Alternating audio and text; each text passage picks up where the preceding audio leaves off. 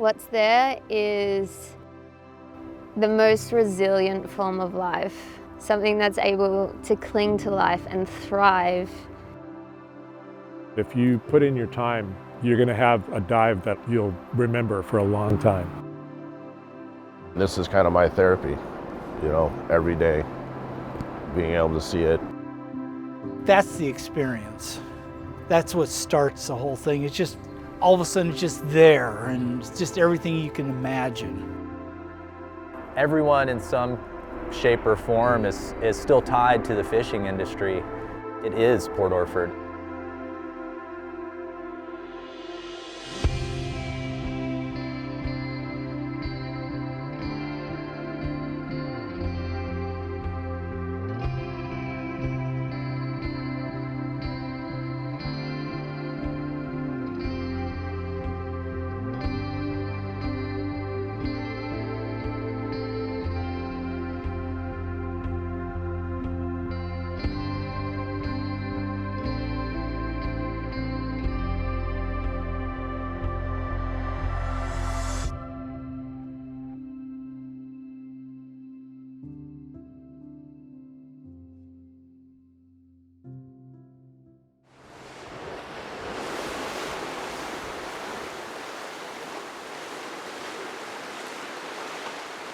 The Pacific Northwest.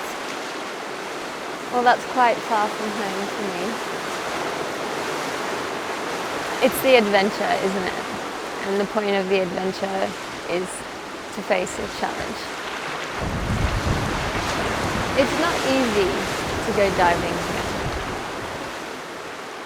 here. Before you even hit the water, you have to commit yourself. So much effort, and it's such a team job. I guess that makes it more exciting. You're looking forward to something constantly here.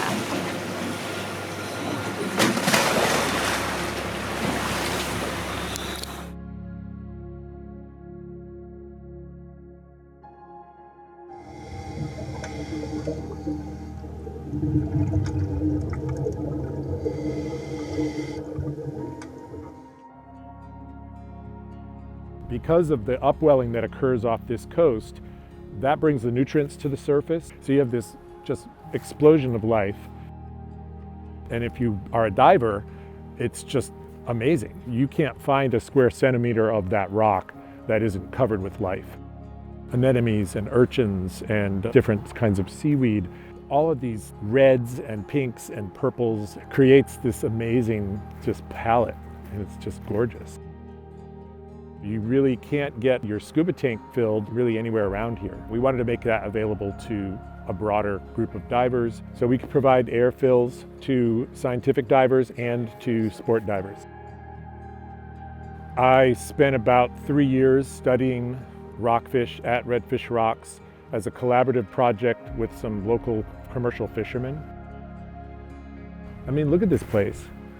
It's really easy to fall in love with this place. And so I stayed.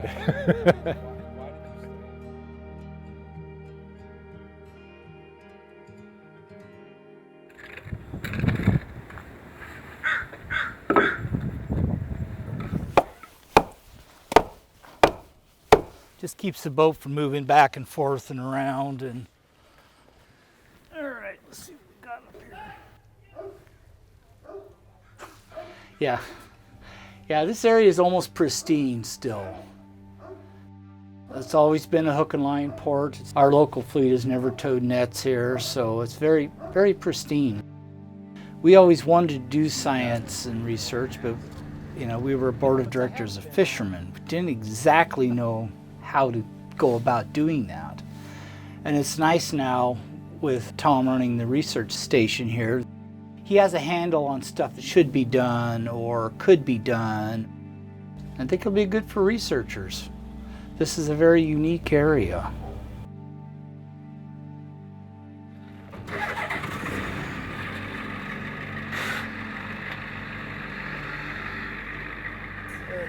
Dolly dock, yep, where they lift the boats in and out every day on the crane. There's actually 7 of these in the world. And that crane actually is left over from a World War II Navy vessel. It's just been revamped. All of our fish gets shipped down to Oakland, California and gets dispersed from there. So there's a pretty high demand down there. With Port Orford Sustainable Seafood, when he buys the fresh off the boats, what that does is it enables the locals to go ahead and be able to get the fish that's actually caught fresh right here off the water. Rockfish first. It's all, yeah. Yeah, this is going At the grocery store or something, you don't know really what you're buying or how long it's been out of the water before it's in the fresh case in front of you. Port Orford Sustainable Seafood was originally created as a way to take out the middleman from the fisherman to the consumer. This town really wouldn't exist without fishing. We want this community's relationship to fishing to be preserved.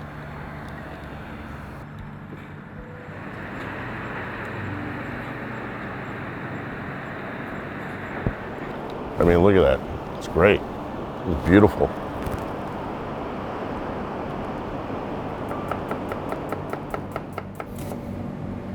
We have to go through a lot of hoops just to be able to get fish directly from the fishermen. And that's why Port Orford Sustainable Seafood really helped link local restaurants in the valley and all the way up to Portland, Eugene, Springfield. There's a lot of restaurants that go through them to be able to get the fish from fishermen. The fish that comes out of this port is hands down the best ground fish and salmon that I've tasted. Without the guys fishing in this port, there would be a lot of bleak days. But this is a little town with a big heart, and it all starts out there.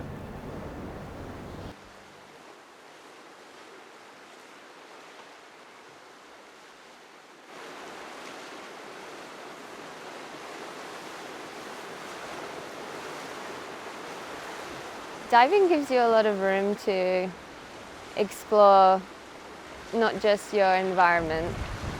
That's a time that you can spend exploring internally as well.